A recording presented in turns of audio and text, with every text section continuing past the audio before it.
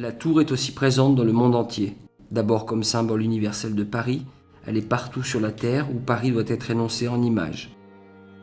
Du Middle West à l'Australie, il n'est pas un voyage vers la France qui ne se fasse, en quelque sorte, au nom de la tour. Pas un manuel de classe, une affiche ou un film sur la France qui ne la livre comme le signe majeur d'un peuple ou d'un lieu. Elle appartient à la langue universelle du voyage.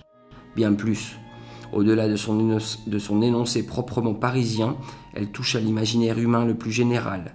Sa forme simple matricielle lui confère la vocation d'un chiffre infini. Tour à tour, et selon les appels de notre imagination, symbole de Paris, de la modernité, de la communication, de la science ou du XIXe siècle. Fusée, tige, derrick, phallus, paratonnerre ou insecte, face aux grands itinéraires du rêve, elle est le signe inévitable.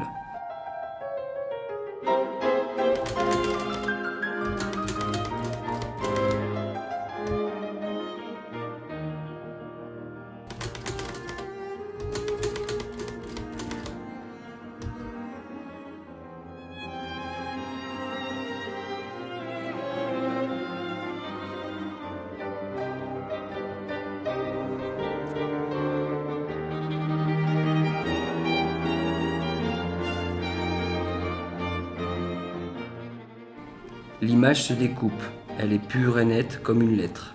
Elle est la lettre de ce qui me fait mal. Précise, complète, fignolée, définitive, elle ne me laisse aucune place. J'en suis exclu comme de la scène primitive qui n'existe peut-être que pour autant qu'elle est découpée par le contour de la serrure. Voici donc enfin la définition de l'image, de toute image. L'image, c'est dont je suis exclu. Au contraire de ces dessins rébus, où le chasseur est secrètement dessiné dans le fouillis d'une frondaison, je ne suis pas dans la scène. L'image est sans énigme.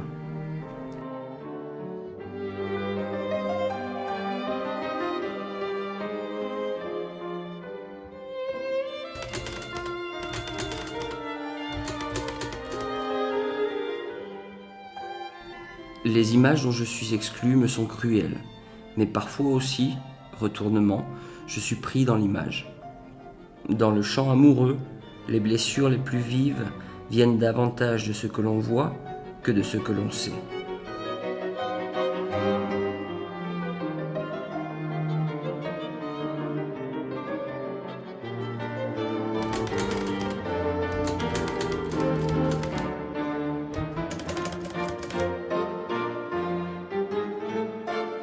Histoire d'eau de Guido Crepax.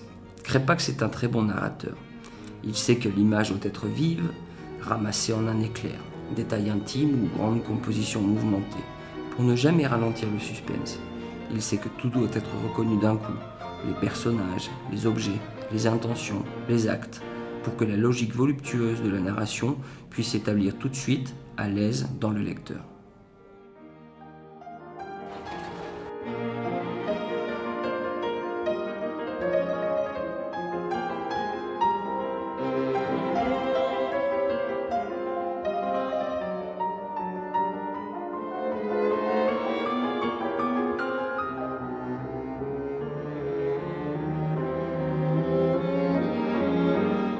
De nouveau, après des jours bouchés, une matinée de beau temps, éclat et subtilité de l'atmosphère, une soie fraîche et lumineuse.